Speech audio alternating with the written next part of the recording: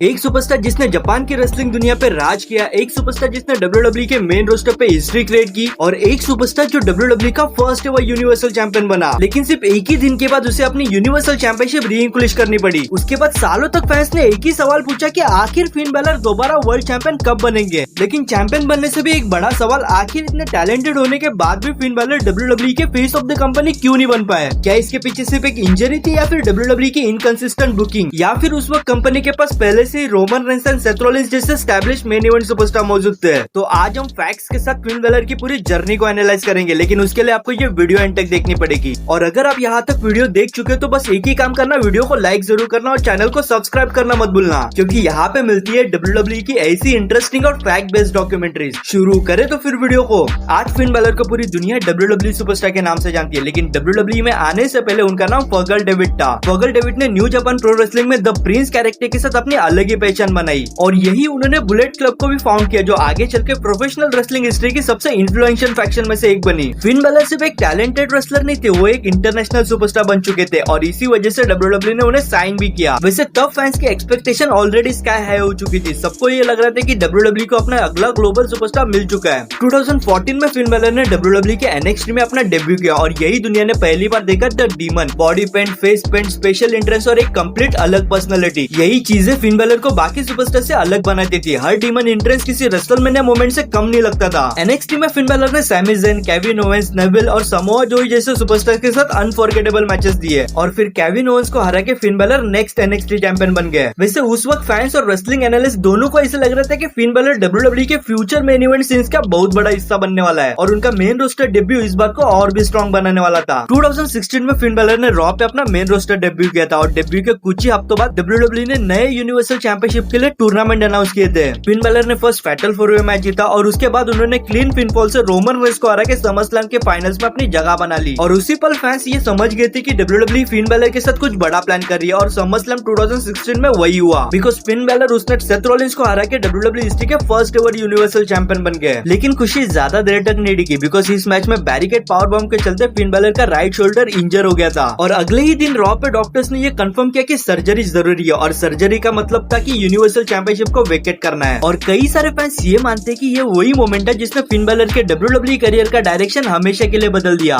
कई महीनों के बाद जब फिन बैलर इंजरी से वापस आए थे तब WWE का लैंडस्केप पहले जैसा बिल्कुल नहीं रहा, बिकॉज मेन इवेंट सीन्स में नए राइवल्स और नए प्लान्स बन चुके थे। ऐसा नहीं था कि WWE ने फिन बैलर को कम्प्लीटली इग्नोर किया, उन्हें अच्छे मैचेस मिले, चैंपियनशिप अपॉर्चुनिटीज मिली, IC चैंपियनशिप, US चैंपियनशिप और कई सारे मेमोरेबल फ्यूड्स भी उन्हें मिले। लेकिन जो एक कंसिस्टेंट बुकिंग एक future face of the company को मिलनी चाहिए वो फिन बैलर को कभी मिली ही नहीं। कभी पुश, कभी लॉसेस, कभी टाइटल पिक्चर और फिर अचानक डायरेक्शन ही चेंज हो जाता और इसी कंसिस्टेंसी ने उनका पूरा मोमेंटम धीरे धीरे खत्म ही कर दिया। और डीमन कैरेक्टर की बात करें तो शुरुआत में द डीमन ऑलमोस्ट अनबीटेबल लगता था। जब भी कोई एक बड़ा मैच होता या फिर फिन किसी डेंजरस राइवल का सामना करते तब डीमन की एंट्री होती। उसके बाद फैंस को ये लगता कि अब जीत पक्की है, लेकिन धीरे धीरे WWE ने डीमन को भी इंपॉर्टेंट मैचेस में हरवाना शुरू कर दिया। सबसे कंट्रोवर्शियल मोमेंट तब आया जब एक्सट्रीम रूल्स में डीमन फिन का universal championship match Roman Reigns के साथ हुआ। मैच के एंड में डीमन ने ड्रामेटिक कमबैक तो किया, लेकिन अचानक टॉप रोप टूट गई जिससे फिन बैलर गिर गए, रोमन रेंस ने स्पीयर मारा और मैच विन कर लिया और इस एंडिंग को फैंस ने काफी क्रिटिसाइज भी किया। और इसी के बाद डीमन का वो अनस्टॉपेबल ऑरा पहले जैसा कभी वापस आ ही नहीं सका।